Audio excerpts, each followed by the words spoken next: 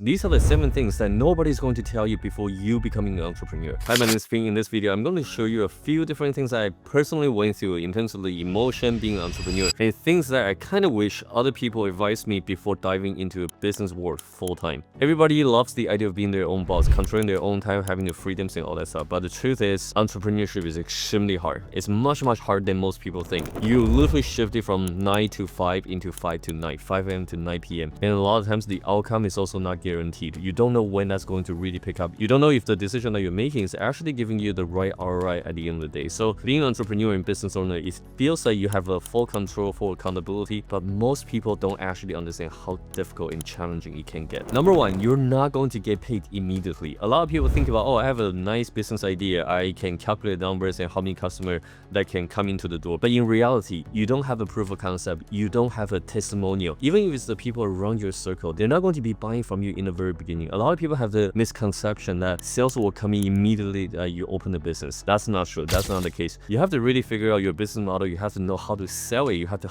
communicate with people. And initially, you're going to be talking to a lot of people that are in your own circle, warmer circle, who don't fully or 100% trust you yet because your identity is just shifted into a brand new identity. They don't necessarily will support you. And from there, you might get few members, few friends that actually believe in you, like in a supporting way. And after that, you need to step out of that comfort zone and start going for the colder traffic, which is people who don't really know you or strangers basically, and try to get them to purchase something from you. So you're going to see that this is a big of a transition where you have to learn how to package yourself, your service, how to approach people differently, and more importantly, how do you communicate with your potential customers to buy from you more effectively. So do not expect that you're going to make sales in the first 10-15 days. It takes a long time. Sometimes you're not going to make a penny for another 2 or 3 months. And that's why Mark Cuban said, you're starting a business and you take out a loan, you're a moron. Because they don't know what they're doing. They take out the debt, and if it fails, then all of a sudden they're $20,000 in debt, and it's not going to be easy to recover from there. So make sure you have enough reserve to actually flow your lifestyle and try to keep the breathing room a little bit longer for yourself. And number 2, people will doubt you. When you first initial talk about the business idea, people sometimes will be a little bit more supportive.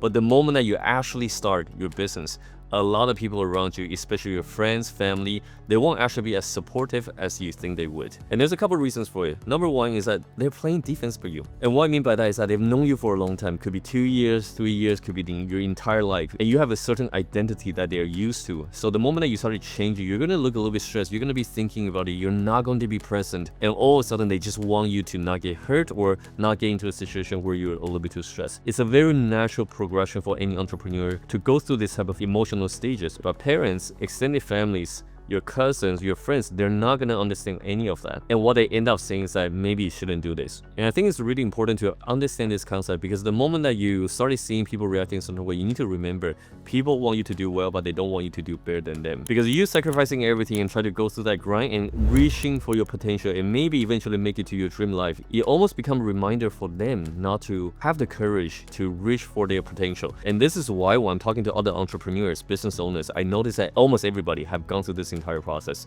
and they eventually have to disconnect themselves from the old circle, go through a lot of lonely nights, because honestly, you're not going to get understood and your skill set is not good enough to get into the next circle. So when you really truly needed the support, you're going to find that for a long period of time, you're going to be dealing with a lot of stress and situations alone by yourself, and you're definitely not going to be understood. And this is the point where you need to be very clear with your vision. You need to constantly remind yourself, you need to be working out, try to use your body movement to change the way you feel, and keep pushing. It's all about getting that 1% better every single day, and use that vision to drive your action every single day. And basically learn how to move in silence. You're going to disappear for a while, and that's totally okay. Give yourself permission to do that, and recognize or expect that the support is not always going to be 100% there. And number 3, you're going to be wearing a lot of hats, even the one that you hate. Remember the moment that you think about, hey, I really want to quit this job because I hate doing this. It's too much pressure from your boss. There's a specific task that you just absolutely hate. Guess what? Owning your own business, you're going to be doing all of that. There's not going to be a lot of financial resource for you to be able to hire the right people, right talents, and all that stuff. And the truth is, you kind of need to keep that money to yourself and develop a bit of skill set before you can even manage other people. So I always find that I was doing a lot of things like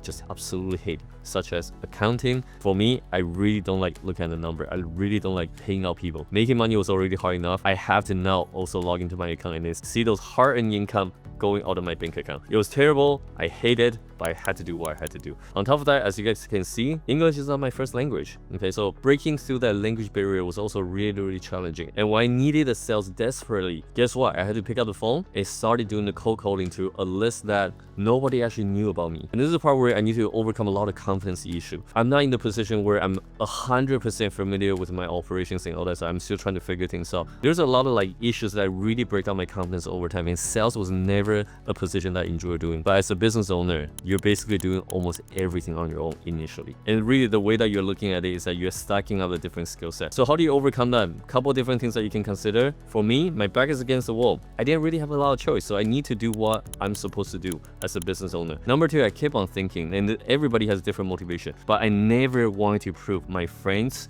my family, who were looking down on me, I didn't want to prove them right. Especially anybody who says that things aren't gonna make it through. The feeling of knowing that there's more comments on myself really motivates me to just get over those tasks and then try to make it work, basically. Also, the third thing is that once you started, you're gonna realize that the amount of effort, contribution that you put in towards that ideas is really going to be making you emotional about this idea. It almost feels like your business is your baby, and at that moment you're trying to make sure that you're feeding as much nutrition as possible. So look at it from a third person's perspective. Put yourself out of it. Don't think about the feeling. And if you're feeling exhausting and everything, just know that you have a control. You have the time to take a little break and then get back to it. Every day focus on being 1% better, where so many different heads stack up the skill set, and these are the skill set that you need to develop anyway before you can hire other people to do the work for yourself. Number 4, motivation will run out, discipline has to kick in. You gotta start training yourself that every day there's a specific time period for you to work on certain tasks. There's no boss, there's no accountability, right? Even if you don't do it, there's not much of a consequence immediately. The consequence usually is going to happen maybe 2 months or 3 months later, which is when you started facing crisis. Maybe not enough saving, maybe not enough revenue, maybe you had the wrong hire and you didn't fire people quick enough. Maybe it's because you didn't monitor your spending too much. Basically, you have way too much expenses that you don't have enough funds to pay for it. There's so many different things that you had to kind of pay attention to. The consequence won't show immediately, but you gotta keep yourself accountable and show that every single day. The way I did it was very simple. I usually write things out the night before so I knew what the priority was, and then when I wake up I can tackle those tasks immediately. And at some point, if I'm feeling like energy was low, I had to really focus myself, getting myself to the gym, show up similar as I'm showing up to the business, and I just need to keep moving and make sure my mental health was protected so that throughout the day I can be as productive as possible. And don't get me wrong, there's going to be time where you're not going to control that. So at that point, you kind of just need to like really discipline yourself. One of the things that I find that was really helping me for the personal development is that every time that I'm facing some problem, I try to find the relatable topics and download it. Every time I'm driving, I was always listening to a podcast. You're feeding your mind constantly, and then it keeps giving you a different perspective on how to solve certain problems that you're currently facing. And one other thing that actually helped me through being disciplined is I have that vision board. Whatever you want in the future, 3 years, 5 years from now, make sure that you can visualize it and then put it right in front of your bedroom, your kitchen, a place where you can see every single day. That way you see that and merge yourself into that environment where you already recognize that you own those type of things that's on the picture. And this part was really important because I always told myself one thing: I have all those things, I just haven't got paid yet. Okay, my action now is matching the outcome already. So it's just a matter of time for me to acquire all the things I wanted. So tricking yourself, your mind, to do the right thing every single day is really, really important. And this is why if you don't know if you have the right habit, wrong habits, or being an entrepreneur, there's a lot of information out there, but I also highly recommend that you go through this book, Atomic Habit. Listen to it, read it through. You're going to get a lot of new perspective on how you can optimize your day-to-day. Number 5, you will fail, and you will fail constantly, like probably way more than you can imagine at the current moment right now. And the reason being is that there's no accountability, there's no guidance, there's no SOP setup. You're starting from scratch. You're building things up all over again because you're going to be wearing so many different hats. There's going to be tasks that you're not familiar with, and when you're not familiar with it, you need to learn while doing it. You're going to make some mistakes, and on top of that, there's going to be a situation where you don't know when is the right sequence to handle different type of tasks. So for example, a lot of people thought that logo marketing was very important initially. They didn't think sales was an issue until they started facing that, oh, I have a nice logo, presentation, everything was good, but nobody was buying it. Just because there's a sales problem. You have to focus on sales problem before you work on the marketing. And once you have the sales coming in, you have to focus on delivery before you even dump more money into the marketing. And the reason being is because referral typically works way better than any other new acquisition. And once you have the marketing draw newer customers into the door, then there's a conversion, there's a tracking, there's a different things that you have to put in place.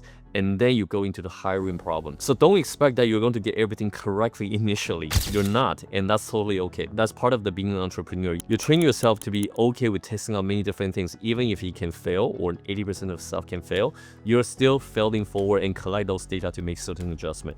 And this is why entrepreneurship to me is very exciting, because I have a full control of my outcome. If I do a wrong thing, I can adjust immediately. And I remember at the time my engineering mind was giving me a lot of friction, because I was constantly looking for that certainty. If I go this way, I want to go yes, no, yes, no. There was no process map in this entrepreneurship journey. One thing to keep in mind is that failing forward is actually a skill. Once you are comfortable with that and you can use the data to make certain adjustment, this is no longer scary after. Number 6, you're going to outgrow people. You're going to outgrow your current habits. And what I really mean by that is that your current circle, close friends and everything, you're going to have a feeling that you want to elevate everybody around you. Your old friends, your family, your everybody. Everyone that you have a close relationship with.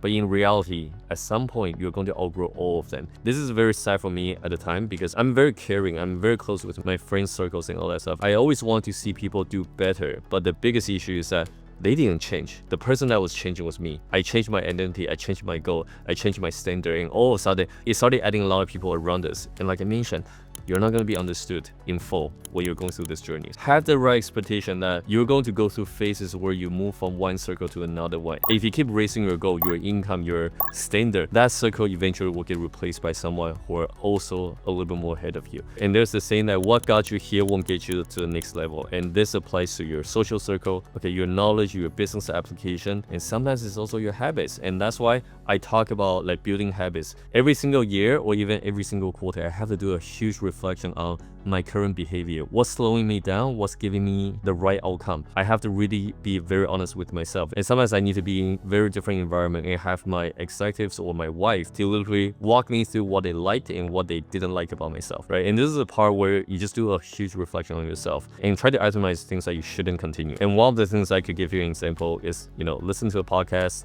try to self-educate. How much time are you actually sitting aside to educate yourself and to receive a different perspective? If the answer is never or once a month, find a way to bring into a daily improvement. And that's why I enjoy looking at those habits, because studying the pattern will literally tell you where you're going to go in the next 3 months. Number 7, is it actually worth it? You're going to be questioning yourself. You're going to be doubting yourself all the time during this transition, because especially when you're feeling lonely, there's going to be late night that you're trying to figure things out, and you don't have a lot of support. You don't have a lot of people talking to you and solving the problem with you. This is a time where you're going to really seriously considering whether or not going back to a full-time job is actually worth it, because at least you don't have to handling those type of stress all by yourself. You're 100% going to lose some friends, not going to be able to spend enough time with them as you used to, or sometimes it's just the mentality, the mindset shift is too large that you don't feel like you're fitting into the circle anymore. And sometimes when we're talking about whether or not we're ready to solve certain problem, making certain commitment, when a big problem happens, you're being forced to be ready. Ready a lot of times is not emotion, it's actually a commitment. And when it comes to saving your baby,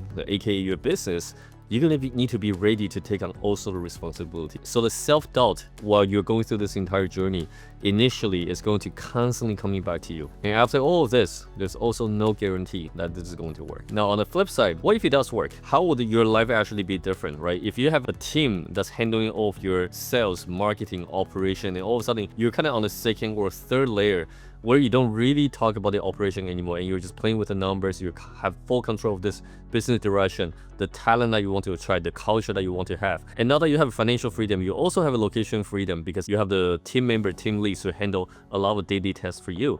And the last thing is that you also have the time freedom, where you get to decide your working hours. And every day you basically just wake up and design your day as you see fit. And this is truly the freedom that we're chasing for. It's going to be very, very challenging, and I want to be very upfront with you. But the result and the outcome really make everything worth it, in my opinion. And lastly, I want to share the mindset that I developed to overcome those type of a challenging time. The goal isn't to make it look easy or feel easy. The goal here is to keep pushing when it's hard, because this is where you can raise the bar. If it was easy, everybody would have done that and increase the saturation of the market. So every time when I feel hard, I wanted to just keep showing up, keep raising the bar, because I knew that at some point it's all about last man standing. If I can just keep pushing, at some point my competitor is going to fall off and I'm going to get to the territory that nobody can actually touch me. And any pain that you're currently going through right now, at some point it's going to fade away. So all I want you to do is to have a courage for yourself, embrace the challenge in between, keep pushing it through. The moment that you don't feel like whether or not this is worth it,